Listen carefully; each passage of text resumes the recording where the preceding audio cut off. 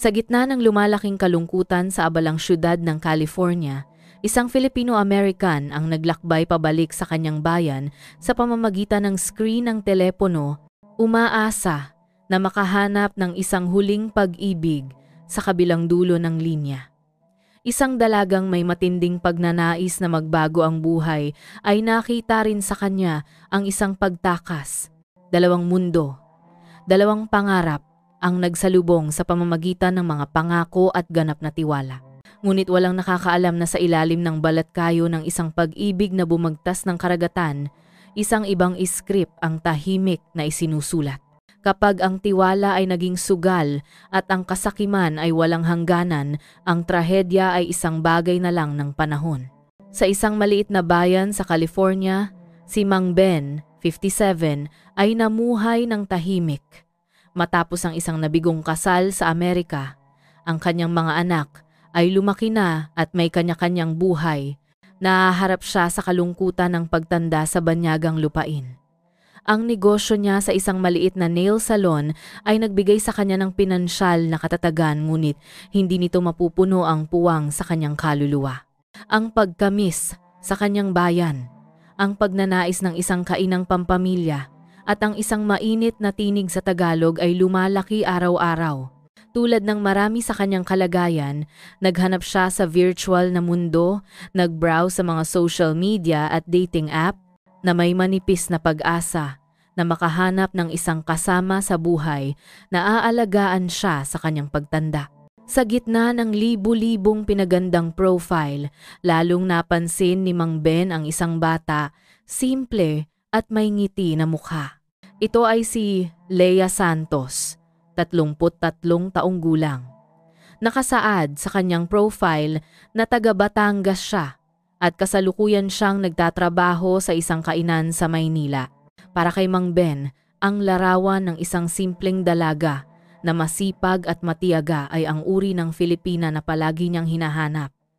Hindi siya nag-atubili na i-click ang connect button. Sa kabilang panig, sa isang masikip at mainit na upahan sa isang liblib na eskinita ng Tondo, Maynila, tinatapos ni Leia Santos ang isang nakakapagod na araw ng trabaho. Ang kanyang buhay ay isang paulit-ulit na pagod at walang saysay. Gigising sa madaling araw, tumutulong sa kusina ng isang karinderya, nahaharap sa init, amoy ng mantika, at walang katapusang gawain hanggang gabi. Ang kanyang maliit na sahod ay sapat lang para bayaran ng upa sa kwarto at magpadala ng kaunting pera sa probinsya para tulungan ang kanyang pamilya. Ngunit sa likod ng kanyang mapagtiis na anyo ay isang nagliliyab na pagnanais na magbago ang buhay. Madalas ginugugol ni Leia ang kanyang maikling pahinga sa pag-browse sa social media. Ang pangarap ng isang marangyang buhay, suot ang mga branded na damit at pagtapak sa kanluraning bansa. Ang American Dream ay palaging bumubulong sa isip ng dalaga. Kaya nang makatanggap siya ng friend request mula sa isang matandang Filipino-American, hindi nag-atubili si Leia. Nakita niya kay Mang Ben, hindi ang pag-ibig kundi isang pagkakataon, isang kaligtasan na makakaahon sa kanya mula sa kanyang kasalukuyang masikip na buhay. Ang kanilang mga pag-uusap ay mabilis na lumampas sa paunang hiya. Si Mang Ben, sa kanyang karanasan, ay palaging nagpapakita ng pagmamalasakit at pagiging maalalahanin. Nagkwento siya tungkol sa buhay sa Amerika, tungkol sa kalungkutan at tungkol sa pagnanais ng isang pamilya. Si Leia naman ay mahusay na bumuo ng imahe ng isang mabait at matapat na dalaga dahil sa hirap ng buhay ng kanyang pamilya. Kinailangan niyang magsumikap ng maaga, gayunpaman, sa simula, si Mang Ben ay maingat. Narinig na niya ang maraming kwento tungkol sa mga Filipino-American na niloloko sa pag-ibig at pera, kaya kahit may nararamdaman siya kay Leia, pinanatili niya ang isang tiyak na distansya sa pinansyal. Binigyan niya siya ng payo at pampalakas ng loob, ngunit hindi kailanman binanggit ang tungkol sa pera. Si Leia, sa kanyang talino bilang isang mapanlinlang, ay alam na ang matatamis na salita ay hindi sapat para buksan ang pitaka ng lalaking ito, at kaya nagpasya siyang mag-set up ng isang eksena. Sa isang video call, lumitaw siya na may mukha na balisa Ang kanyang mga mata ay namamaga. Sa isang tinig na may hikbi, isinalaysay niya ang kwento ng kanyang ina sa Batangas na biglang nagkasakit ng malubha, nangangailangan ng malaking halaga ng pera para sa bayarin sa ospital. Umiyak siya, nagreklamo tungkol sa kanyang kawalan ng magawa, na ang kanyang maliit na sahod ay hindi sapat para sa kanyang ina. Ginampanan ni Lea ang papel ng isang mapagmahal na anak na nahaharap sa huling pagpipilian sa isang perpektong paraan, ngunit hindi siya humingi ng pera kay Mang Ben, nagkwento lang siya para gumaan ang kanyang loob. Ang eksenang ito ay tumama sa pinakamahinang punto ni Mang Ben, ang kanyang habag at kalungkutan. Ang imahe ng isang mahinang dalaga na mag-isang sumasalo sa pag-aalaga sa kanyang pamilya ay nagpalabas sa kanya ng pagnanais na protektahan at alagaan. Matapos ang ilang araw ng pag-iisip, nagpasya siyang magpadala sa kanya ng 10,000 piso. Sinasabi sa sarili na ito ay para tulungan ang isang kababayan na nahaharap sa kagipitan. Nang matanggap ang pera, alam ni Lea na nagtagumpay siya sa simula. Labis siyang nagpasalamat. Tinawag si Mang Ben na kanyang tagapagligtas at nangako na hindi niya makakalimutan ang tulong na ito habang buhay. Mula noon, para mapanatili ang gintong minahan, nagsimula siyang magbago ng diskarte. Ang mga video call ay lalong naging mapangahas at mas pribado. Mula sa mga pasasalamat, lumipat siya sa mga mapanuksong kilos, mga matatamis na salita na puno ng pahiwatig. Handa siyang mag-chat sex, gawin ang lahat ng hiling ni Mang Ben sa screen para pasayahin ang kanyang malayong kasintahan. Si Mang Ben, isang lalaking matagal nang nawalan ng pagmamahal, ay mabilis na nabighani sa pagiging mapangahas at mapagbigay ng dalaga. Naniniwala siyang ito ang paraan niya ng pagbabalik ng kanyang pagmamahal. Patuloy siyang nalubog sa matamis na bitag. Mula sa isang beses na pagtulong, ang buwanang pagbibigay ng 10,000 hanggang 15,000 piso ay naging kaugalian. Ganap na nagtiwala si Mang Ben sa malinis na pag-ibig at pagiging masunurin ni Lea. Hindi niya alam na bawat pisong ipinadadala niya ay nagpapalaki sa walang hanggang kasakiman niya at ng kanyang kasintahan na nagtatago sa dilim. Matapos ang halos 1 taon ng pag-uusap, naniniwalang natagpuan niya ang kanyang tunay na kabiyak. Nagpasya si Mang Ben na bumalik sa Pilipinas upang makipagkita at magpakasal. Ipinahayag niya kay Lea ang isang maliwanag na kinabukasan sa Amerika. Dumating ang araw na lumipad si Mang Ben pabalik sa Maynila. Salungat sa inaasahan ni Lea tungkol sa isang matandang lalaki, si Mang Ben ay mukhang disente at mapagbigay. Upang mapabilib at magkaroon ng pribadong espasyo para pagyamanin ang kanilang pag-ibig, hindi siya nag-atubili na umupa ng isang luxury service apartment sa Makati sa loob ng 1 buwan. Itinuturing itong kanilang pansamantalang tahanan. Sa unang mga araw, ang apartment ay puno ng tawanan. Dinala ni Mang Ben si Lea sa pamimili, kumain sa mga eleganteng lugar, mga lugar na dati ay tiningnan lang niya sa screen ng telepono. Si Lea ay nagpakita bilang isang perpektong kasintahan, masunurin, malumanay at lubos na mapagbigay. Ngunit si Mang Ben, sa kanyang huling kaligayahan, ay hindi alam na bawat maingat na kilos, bawat mamahaling regalo niya ay binibigyang halaga ng dalaga sa kanyang isip. At lalo pa siyang hindi nakakaalam na bawat gabi, kapag mahimbing na siyang natutulog sa tabi niya, may ibang mata ang nakamasid sa kanya, hindi sa pag-ibig kundi sa malamig na pagkalkula. Sa phonebook ni Lea, may isa pang pangalan ng patuloy na umiilaw sa mga sikretong mensahe. Ang mga unang araw sa pansamantalang tahanan sa Makati ay lumipas na parang panaginip para sa kanilang dalawa. Si Mang Ben, matapos ang maraming taon ng kalungkutan, ay sa wakas ay natagpuan ng init ng isang pamilya. Masaya siyang inalagaan ni Lea, mula sa mainit na almusal hanggang sa inihandang orange juice sa tuwing siya ay umaalis. Samantala, si Lea ay nabubuhay sa kanyang pangarap. Suot niya ang mga mamahaling damit, dumadalo sa mga sosyal na restaurant at higit sa lahat, nakikita niya ang pinto patungo sa Amerika na malawak na nakabukas sa kanyang harapan. Ngunit ang masayang larawan na iyon ay mayroong lamat na hindi nakita ni Mang Ben na bulag sa pag-ibig. Ang lamat ay may pangalang Leo Cruz. Si Leo, 25. Tubong Davao ngunit ilang taon nang nagtatrabaho sa Maynila, ang tunay na nobyo ni Lea. Di tulad ng inosente at simpleng anyo na ipinapakita ni Lea kay Mang Ben, kapag kasama si Leo, nagiging totoo siya. Isang oportunista, ambisyosa, at handang gawin ang lahat para sa pera.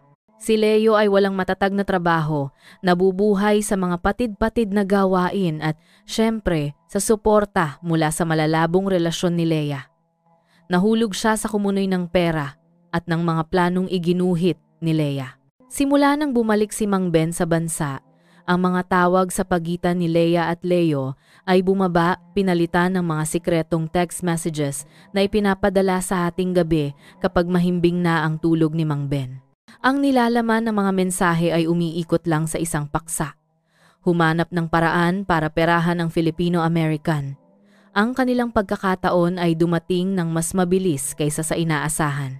Sa isang pag-uusap tungkol sa mga plano sa hinaharap, si Mang Ben ay walang pag-aalinlangang binuksan ang kanyang bag upang kunin ang mga dokumento. Mabilis na sumilip si Lea sa loob at ang kanyang puso ay tila huminto. Sa tabi ng mga dokumento ay mga tumpok ng 100 bills, selyado pa mula sa bangko. Ipinaliwanag ni Mang Ben na ito ang perang dala niya para sa mga papeles at bahagyang balak niyang mag-down payment para sa isang maliit na bahay para kapag dinala niya si Lea sa Amerika, may babalikan silang tirahan sa Pilipinas. Nagningas ang mga mata ni Lea ngunit mabilis niyang itinago ang kanyang damdamin sa isang nahihiyang ngiti at matamis na pasasalamat. Nang gabing iyon, isang text message ang ipinadala sa telepono ni Leo. Nakagat na ng isda ang pain, maraming cash, go, go, go. Isang detalyadong plano ang mabilis na nabuo. Naniniwala sila na ang isang hold-up sa kalye ay maaaring magdulot ng panganib, madaling mag-iwan ng bakas at hindi maiiwasan ang pag-uulat sa pulisya. Kaya, nagpasya silang pumili ng isang mas sopistikadong paraan, ang pag-set up ng isang pandurukot sa isang masikip, magulong lugar, isang insidente na madalas mangyari sa mga turista sa Maynila.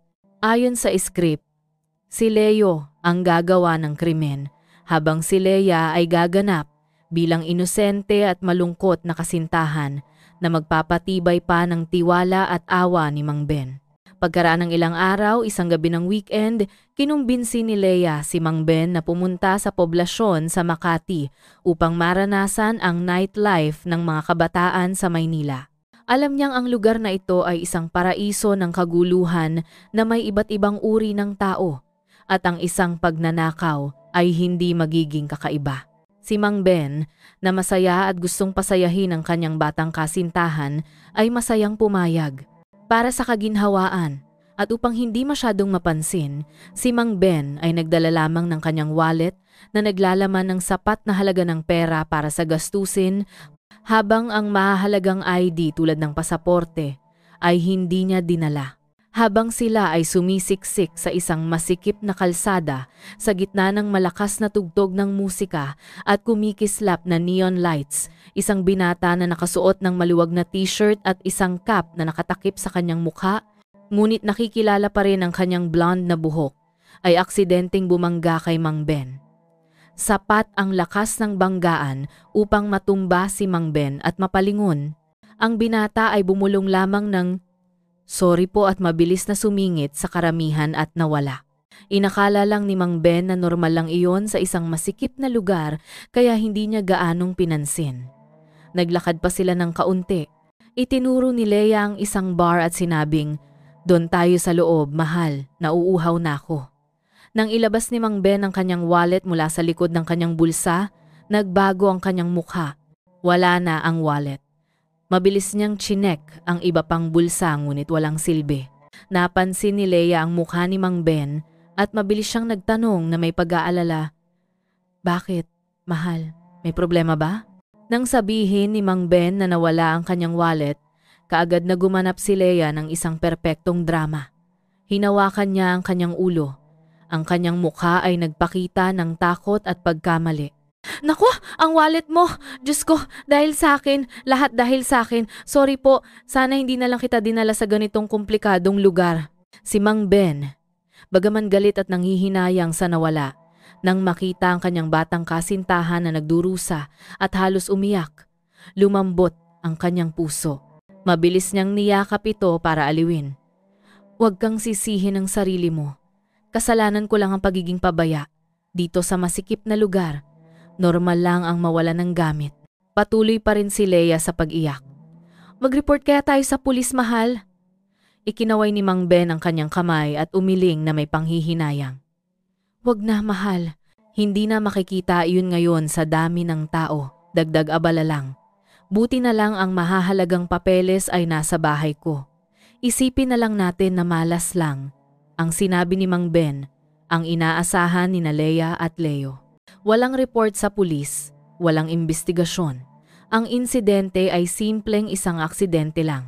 Sa gitna ng galit ni Mang Ben, lalo pang pinahanga siya ng pag-aalala at pagmamalasakit ni Leia at pinaniwala siyang tunay siyang pinapahalagahan. Hindi niya alam na ang perpektong dramang ito ay hindi lamang nakatulong sa kasintahan niya na makakuha ng malaking halaga ng pera, kundi lalo pang pinahigpit ang tali ng tiwala na hindi sinasadyang isinusuot niya sa kanyang leeg. Matapos ang pandurukot, walang nagbago sa buhay sa luxury apartment dahil para kay Mang Ben, ito ay isang aksidente lamang. Gayunpaman, naging mas maingat din siya. Nagsimula siyang bigyang pansin ang maliliit na detalye na dati ay hindi niya pinapansin upang maiwasan ang anumang hindi kanais-nais na mangyari muli. Ngunit hindi sinasadya. Dito rin niya napansin na kamakailan ay madalas magkaroon si Leia ng lihim na tawag sa telepono sa banyo o mga mensahe na mabilis niyang itinatago kapag lumalapit siya. Kapag tinatanong, ngumiti lang siya at sinabing, "Kwentuhan lang ng magkakaibigan. Tsismisan lang, mahal. Bakit ka nag-aalala?" Ang paliwanag ay tila makatwiran at pinakalma ni Mang Ben ang sarili. Hindi ko dapat pagdudahan. Gayunpaman, hindi pinahintulutan ng kapalaran na manatili siyang nalulubog sa panlilinlang. Humigit kumulang 1 linggo matapos ang pagnanakaw. Isang gabi, biglang nagising si Mang Ben dahil sa pagkauhaw. Ang silid ay nababalot ng dilim at katahimikan. Tanging ang tunog lamang ng aircon ang naririnig. Sa gawin niya, lumingon siya sa tabi ngunit wala si Leia. Malamig ang kama. Iniisip niyang pumunta lang siya sa banyo, hindi siya masyadong nag-alala at bumaba ng kama papunta sa kusina. Habang dumadaan sa lamesa kung saan niya madalas inilalagay ang kanyang wallet at telepono, biglang sumulpot ang isang pakiramdam ng pangamba. Ang kanyang wallet, na laging nakalagay ng maayos sa tabi ng telepono, ay nakahiga sa isang tabi. Ang bibig ng wallet ay nakabukas ng hindi karaniwan at biglang bumilis ang tibok ng puso ni Mang Ben. Kinuha niya ang wallet at binuksan para suriin. Tama ang kanyang kutob. Ilang piraso ng 500 pisong polymer bill na kinuha niya kahapon para sa maliliit na gastusin ay nawala na. Hindi malaki ang halaga. Halos 2,000-3,000 piso lang. Ngunit ang katotohanan na nawala ito sa kanyang wallet sa loob ng nakasarang kwarto na ito ang nakakakilabot. Iyon ang sandali na nagsimulang punitin ang kurtina ng drama. Sunod-sunod na tanong ang bumalot sa kanyang isip. Saan pumunta si Leia bandang tukat ng umaga? Bakit niya kinuha ang pera niya ng patago sa hating gabi? Kung kailangan niya ng pera, bakit hindi siya direktang humingi? Ang galit at pagkabigo ay nagsimulang sumiklab. Ngunit sa isang kahanga-hangang kalmado, nagpa siya si Mang Ben na alamin ang katotohanan. Hindi siya pumasok sa kwarto at nag-ingay, kundi tahimik na lumabas sa pangunahing pinto. Ang pinto ay nakasarado lang, hindi nakakandado. Dahan-dahan niyang binuksan ang pinto at sumilip sa pasilyo at walang tao. Bigla siyang nakarinig ng tunog ng elevator na nagsasara sa malayo. Isang ideya ang sumulpot sa kanyang isip. Kailangan niyang sundan. Hindi na siya nakapagpalit ng damit o nakapagsuot ng sapatos. Mabilis lang niyang kinuha ang kanyang telepono at lumabas ng apartment, tumakbo ng walang sapin sa paa patungo sa hagdan. Pindot siya sa elevator papunta sa lobby, umaasa na mahahabol niya si Leia. Ngunit nang makarating siya, tahimik ang lobby. Hindi sumuko. Lumibot siya sa basement parking area ng gusali. Sa ilalim ng dilaw na ilaw, lalo pang naging tahimik ang malaking espasyo ng parking. Naglakad siya sa mga pasilyo, naghahanap. At doon, sa isang sulok, sa likod ng malalaking poste ng semento, nakita niya ang isang pamilyar na anino, si Leia. Ngunit hindi siya nag-iisa. Si Leia ay nakikipag-usap sa isang binata. Ang lalaking ito ay mukhang matangkad at payat. Nakasuot ng murang t-shirt at lalo na mayroon siyang kulay blonde na buhok na lumitaw na kakaiba sa ilalim ng ilaw ng parking. Idinidikit ni Leia sa kamay ng lalaki ang isang tumpok ng pera, ang mismong 500 pisong bill na nawala sa wallet ni Mang Ben. Si Mang Ben ay nagtago sa likod ng isang kotse. Ang kanyang puso ay tila huminto. Nakita niya si Leia na idinidikit sa kamay ng binata na may blonde na buhok ang isang tumpok ng pera, ang mismong 500 pisong bill na nawala sa wallet niya. Ang galit at sakit ng pagtataksil ay nagsimulang bumalot. Hindi pa kumikilos si Mang Ben kundi inilabas ang kanyang telepono. Sinubukang kumuha ng larawan bilang ebidensya. Sa sandaling ito, lumingon si Leo at may sinabi kay Leia na nagpakita ng kanyang itim na leather na bracelet na may pilak na metal sa kanyang pulso. Isang alaala ang biglang sumulpot sa isip ni Mang Ben. Sa sandali ng banggaan sa poblasyon, nang lumiko ang binata, nakita niya saglit sa kamay nito ang eksaktong bracelet na ito.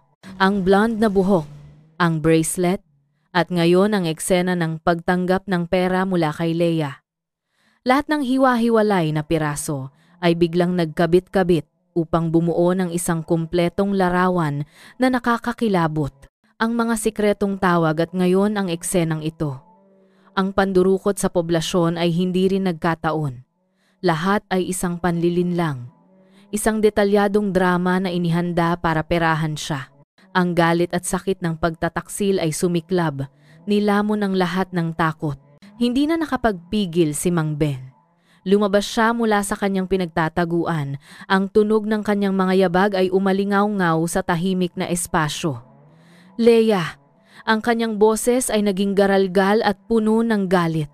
Nagulat sina Leia at Leo at lumingon.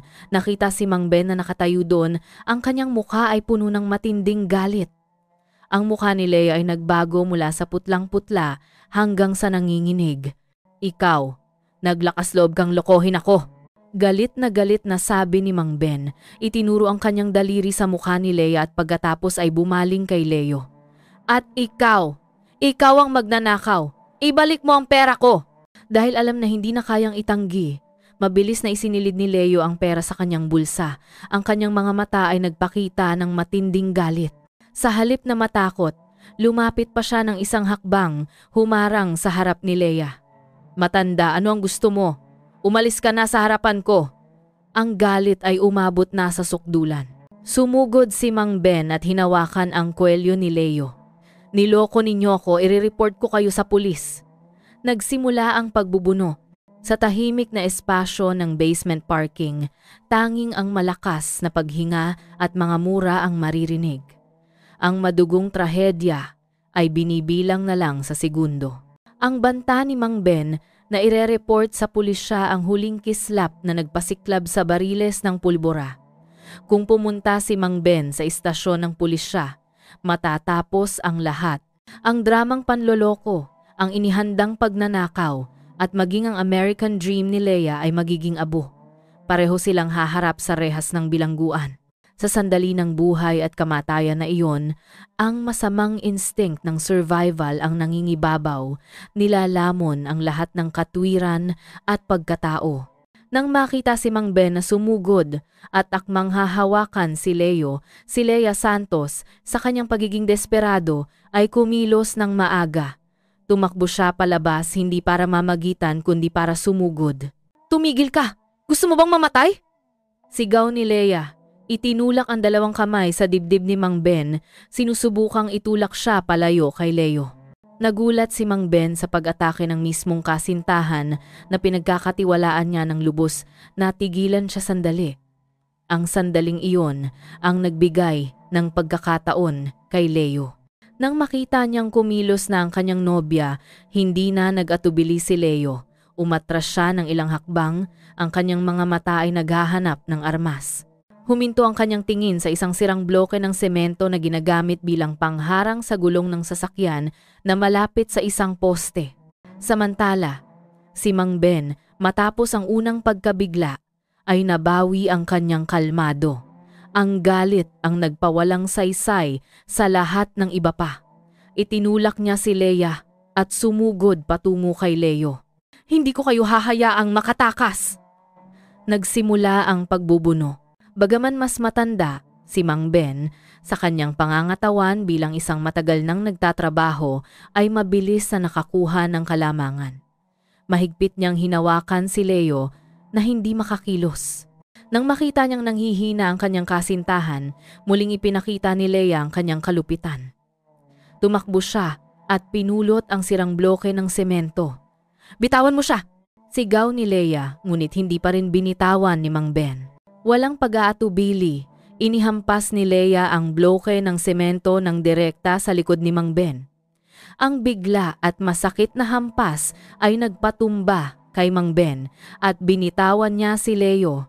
Gamit ang gintong pagkakataon, inagaw ni Leo ang bloke ng semento mula kay Leia. Ngayon, na may armas na sa kamay at ang kabaliwan ay umabot na sa sukdulan, wala nang natitirang pagkatao si Leo. Iwinasiwas niya ang kanyang kamay, ginamit ang lahat ng kanyang lakas upang bigyan ng isang nakamamatay na hampas sa sentido ni Mang Ben.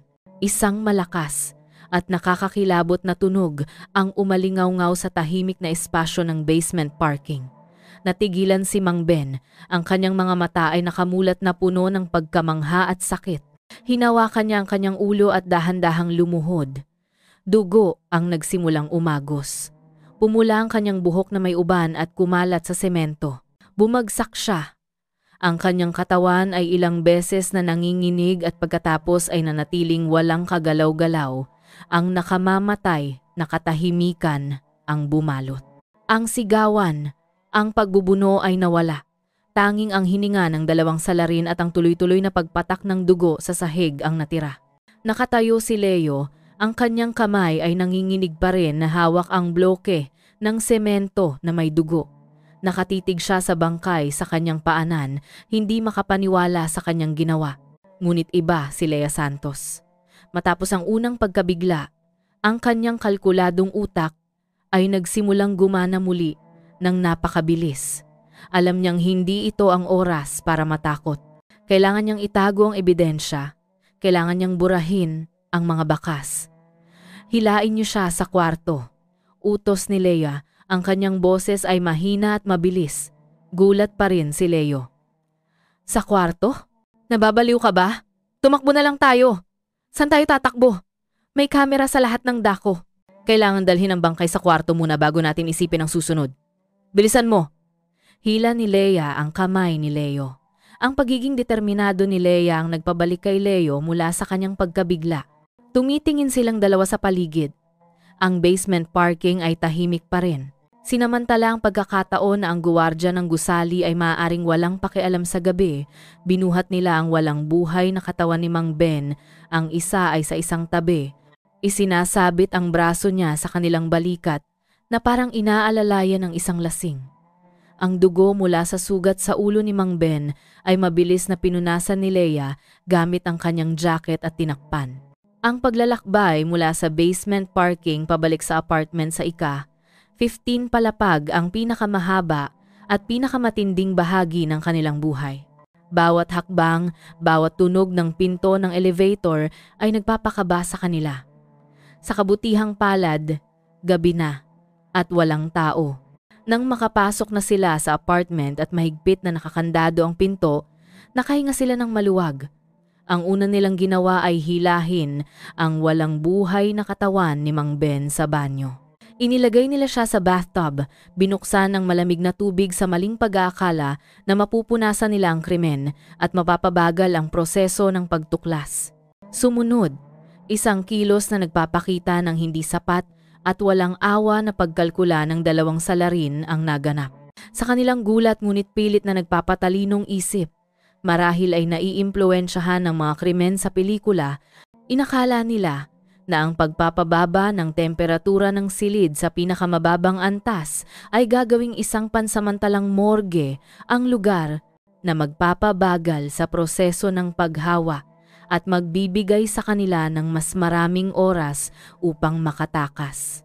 Kinuha ni Leia ang remote, binuksan ang aircon at binaba ang temperatura sa pinakamababa na 16 degrees C. Kasabay nito ay isinara ang lahat ng bintana at siwang. Hindi nila alam na bagaman ang malamig na hangin ay maaaring bahagyang mapabagal ang proseso kumpara sa mainit na temperatura sa labas ng Maynila, hindi nito kayang pigilan ang batas ng kalikasan. Ang kilos na ito ay pansamantalang makapagpapaliban lamang ng pagtuklas bago magsimulang kumalat ang hindi maitatagong amoy ng pagkabulok. Matapos hawakan ang bangkay, muling lumitaw ang kasakiman. Nagsimula silang maghalungkat sa buong apartment. Lahat ng natitirang pera, parehong dolyar at piso. Ang MacBook laptop, 2 bagong iPhone, relo, at lahat ng ID ni Mang Ben kasama ang kanyang pasaporte ay inilagay sa isang backpack. Naligo sila, nagpalit ng malinis na damit, sinubukang burahin ang lahat ng bakas ng dugo at ang kanilang presensya. Sa madaling araw, habang tulog pa ang syudad, 2 anino ang tahimik na umalis sa luxury condominium sa Makati at nakisama sa mga taong nagsisimula ng bagong araw. Hindi sila lumingon. Iniwan sa likod ang isang nakakapanindig balahibong krimen at isang bangkay na unti-unting nabubulok sa loob ng nakasarang kwarto. 4 na araw matapos ang gabing iyon, ang abalang takbo ng Maynila ay hindi bumagal. Ngunit sa loob ng luxury condominium sa Makati, unti-unting lumilinaw ang isang kakaibang bagay. Ang mga kapitbahay ay nagsimulang magreklamo tungkol sa isang masamang amoy na lumulutang sa hangin na tila nagmumula sa apartment 150. Sa simula, inakala ng pamunuan na ito ay dahil sa nakalimutang basura. Gayunpaman, nang ang housekeeping staff ay paulit-ulit na kumatok ngunit walang sumasagot, at ang masamang amoy, bagaman hindi masyadong matindi, ay patuloy na lumalabas sa kakaibang paraan, kinailangan nilang i-report ang insidente sa lokal na pulisya dahil sa kalubhaan ng kaso. Mabilis na dumating ang pulisya at sa pakikipagtulungan sa pamunuan ng gusali ay sapilitang binuksan ang pinto. Pagbukas ng pinto, isang malamig na simoy ng hangin na may kakaibang amoy ng pagkabulok, bagaman bahagyang napigilan ng mababang temperatura, ay sapat upang pangingilabutin ang mga nakatayo doon.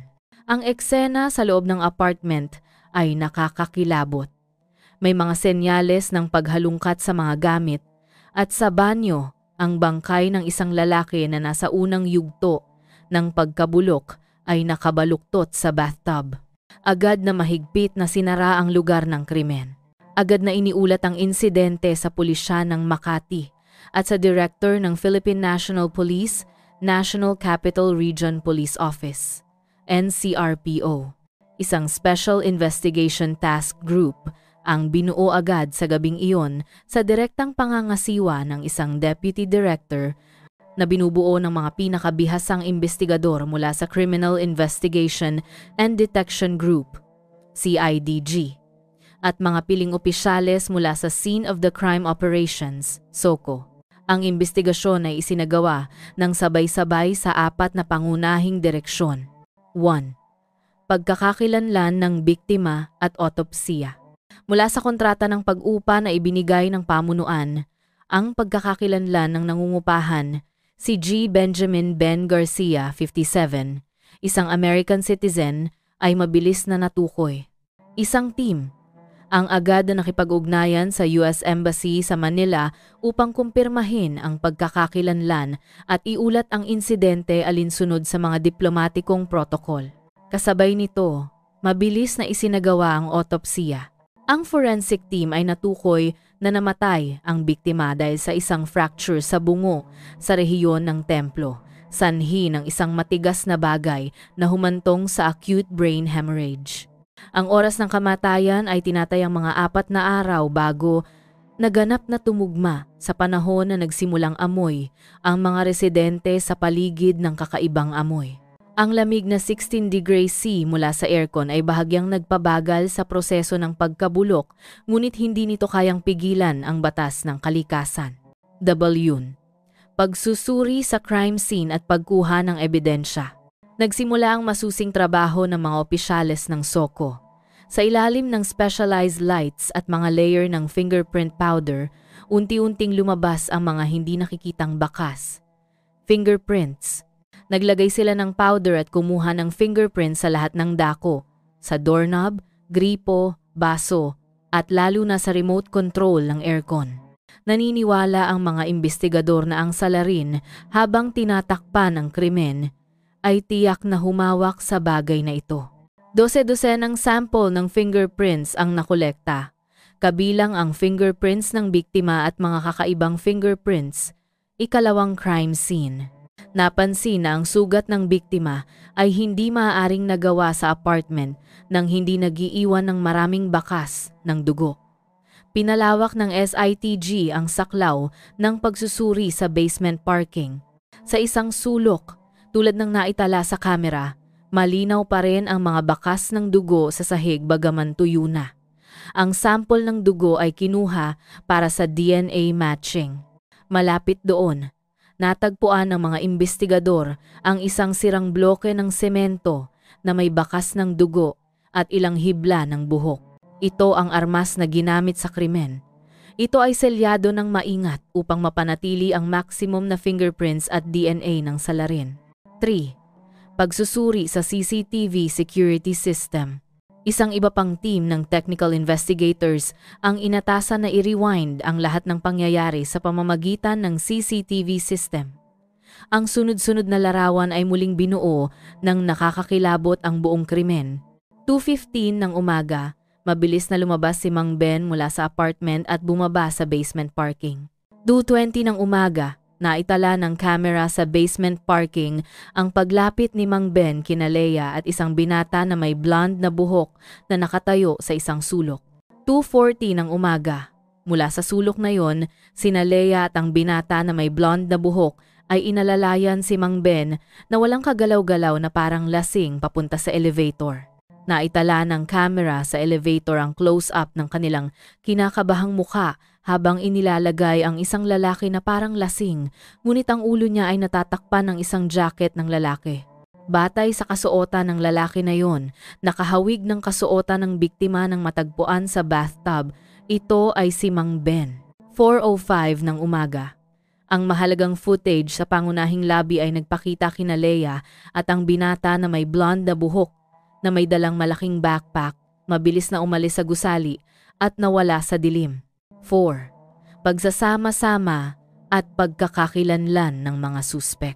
At pagkatapos, ang dalawang pinakamahalagang linya ng investigasyon ay nagkasama sa isang punto na naghigpit sa pagkubkob. Ang mga kakaibang fingerprints na nakolekta sa remote control ng aircon at sa bloke ng semento na ginamit bilang armas ay ipinasa sa Automated Fingerprint Identification System. Halos agad-agad, naglabas ang sistema ng isang tugma sa isang taong nasa database, si Leo Cruz, 25 taong gulang, na kinuhaan ng fingerprints sa isang insidente ng public disturbance.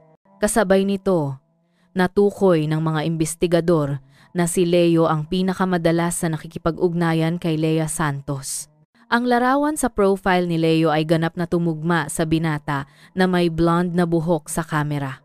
Sa puntong ito, ang pagkakakilanlan ng dalawang suspek ay ganap na malinaw, hindi lamang sa pamamagitan ng camera footage, kundi kumpirmado rin ng hindi maitatatwa na ebidensiyang siyentipiko. Sina Lea Santos at Leo Cruz ang mga salarin. Ang motibo sa krimen ay tinukoy bilang pagpatay at pagnanakaw. Isang nationwide manhunt order ang inilabas. Gayunpaman, tila naglaho ang dalawang salarin sa Maynila. Isinara nila ang kanilang mga telepono, hindi gumamit ng bank cards, at hindi nakipag-ugnayan sa mga kamag-anak. Tila walang patutunguhan ang paghahanap, ngunit hindi pinalampas ng mga pinakabihasang investigador ng PNP ang anumang detalye. Sinuri nila ang psychological profile ng mga kriminal. Matapos makakuha ng malaking halaga ng pera, ang mga tulad ni Leia at Leo ay hindi kayang magtago ng matagal. Hahanap sila ng isang kakaibang lugar, isang sikat na destinasyon ng turista upang magsaya, mag-enjoy at magtago. Sa pamamagitan ng pagsubaybay sa cash flow at mga impormasyon mula sa mga informant, nakatanggap ang SITG ng napakahalagang impormasyon. Mayroong nakakita sa isang mag-asawa na kahawig ni Leia at Leo sa isang bus terminal bumili ng tiket papunta sa mga probinsya sa Hilaga. Ang direksyon ng kanilang paglalakbay ay napaghihinalaan na. Isang piling team, kabilang ang mga investigador at special forces ng pulisya, ang agad na inutusan na umalis. Nagsimula ang isang mahaba at mahirap na paghabol sa buong bansa, at nagsimula ng humigpit ang lambat ng batas.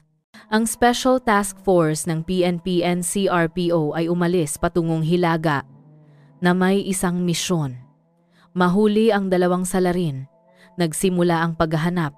Mas matalino kaysa sa inakala ng SITG sa simula, hindi naghanap sina Leia at Leo ng mga luxury hotel upang magsaya. Naiintindihan nilang madaling mapansin doon. Sa halip, pinili nila ang Baguio City bilang kanilang huling destinasyon, ngunit umupa ng isang simpleng boarding house na nasa liblib na eskinita ng isang lokal na residente upang magtago. Sa araw, nagpapanggap sila bilang isang magkasintahan na nagtatravel, nakasuot ng simpleng damit, nakikisalamuha sa mga tao upang hindi mapansin, ngunit pagdating ng gabi, nagsimula silang gastusin ang pera na iligal nilang nakuha. Gayunpaman, ang lambat ng intelligence at surveillance ng pulisya ay kumalat na sa lahat ng dako. Isang mahalagang impormasyon ang natanggap. Mayroong isang kakaibang mag-asawa na may southern accent na bagong umupa ng kwarto ngunit may mga kahina-hinalang kilos. Lalo na, madalas lumabas ang babae sa gabi, nakasuot ng mamahaling damit at pumupunta sa mga bar at luxury hotel. Agad na dumating ang task force sa Baguio. Sa pamamagitan ng mga operational methods, mabilis nilang natukoy ang eksaktong address ng boarding house at ang pagkakakilanlan ng dalawang suspek. Isang detalyadong plano ng pagdakip ang nabuo, sinisiguro ang kaligtasan at hindi pagbibigay sa kanila ng pagkakataong makatakas o lumaban. Madaling araw ng ika-25 ng Marso, habang nababalot pa ng hamog ang syudad, nakaposisyon na ang mga arresting team. Isang team ang biglang sumugod sa boarding house, bumukas ang pinto at sa loob ay isang magulong eksena. Si Leo Cruz ay nasa ilalim ng impluwensya ng droga. Malabo ang kanyang mga mata at napapalibutan ng mga paraphernalia sa paggamit ng droga. Sa biglaang pagpigil, wala siyang kakayahang lumaban. Tanging ilang walang kabuluhang salita ang lumabas sa kanyang bibig bago ang malamig na posas ay ikinabit sa kanyang kamay. Kasabay nito, ang ikalawang arresting team ay naghihintay na sa labas ng isang kilalang 4-star hotel sa sentro ng syudad. Sinusubaybayan na nila si Lea Santos mula pa noong nakaraang gabi. Sa pamamagitan ng kanyang dating diskarte, nagtagumpay si Lea na makahanap ng bagong biktima. Isang Filipino-Australian businessman na mahigit 60 taong gulang na nag-iisa lang naglakbay. Bandang 8 ng umaga, bumukas ang pinto ng hotel. Lumabas si Lea Santos, medyo magulo ang kanyang damit ngunit mukhang nasisiyahan ang kanyang mukha. Nagkaroon siya ng isang magulong gabi at nabayaran ng malaking halaga. Sinusundan siya ng Filipino-Australian na lalaki na ayaw pang umalis. Nang bumaba si Lea sa hagdan at akmang sasakay ng taxi pabalik sa boarding house kasama si Leo, mabilis na lumapit ang mga babaeng investigador. Lea Santos, arestado ka! Nang marinig niya ang kanyang pangalan, nagulat si Lea at lumingon. Nakita ang mga malamig na mukha at ang pilak na posas sa kamay ng babaeng investigador. Nawala ang ngiti sa kanyang labi, nawala ang inosente at kaakit-akit na anyo at pinalitan ito ng matinding takot. Natigilan ang Filipino-Australian na lalaki. Hindi niya maintindihan ang nangyayari. Hindi niya inakala na ang bata at kaawa-awang babae na kasama niya buong gabi ay isang mapanganib na kriminal na hinahanap ng batas. Sina Leia at Leo ay parehong inaresto na nagwakas sa kanilang maikling panahon ng pamumuhay sa ilusyon at kasalanan.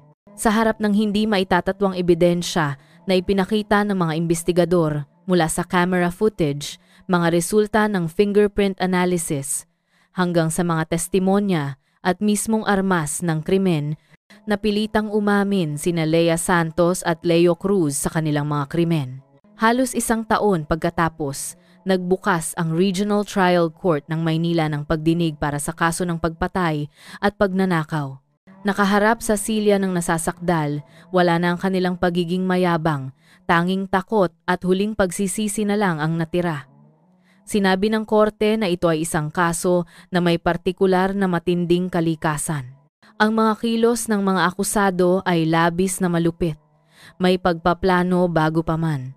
Dahil si Leo Cruz ang direktang pumatay sa biktima, na wala nang kakayahang magbago. Hinatulan ng korte ang akusadong si Leo Cruz ng pinakamataas na parusa, kamatayan, para kay Lea Santos. Ang akusado ay natukoy bilang mastermind, ang nagpasimuno ng buong plano, nag-udyok at tumulong kay Leo sa paggawa ng pagpatay na nagpapakita ng moral na pagkasira at kawalan ng pagkatao. Hinatulan ng korte ang akusadong si Lea Santos ng parusang reklusyon perpetua, habang buhay na pagkakakulong. Ang mahigpit na hatol ng batas ay naisagawa na, ngunit ang sakit at aral na iniwan ng kaso ay patuloy na nananatili. Ito ay isang matinding babala para sa sinumang nangangarap na magbago ang buhay sa maling paraan. Ang halaga ng kasakiman at ang iligal na landas ay hindi kailanman hahantong sa paraiso, kundi matatapos lamang sa likod ng mga rehas ng bilangguan o sa sarili mong buhay. Ang kaso ay isa ring babala tungkol sa mga hindi inaasahang bitag ng mga online na relasyon kung saan ang katapatan ay maaaring gamitin at ang kabaitan ay maaaring gantihan ng isang malupit na saksak.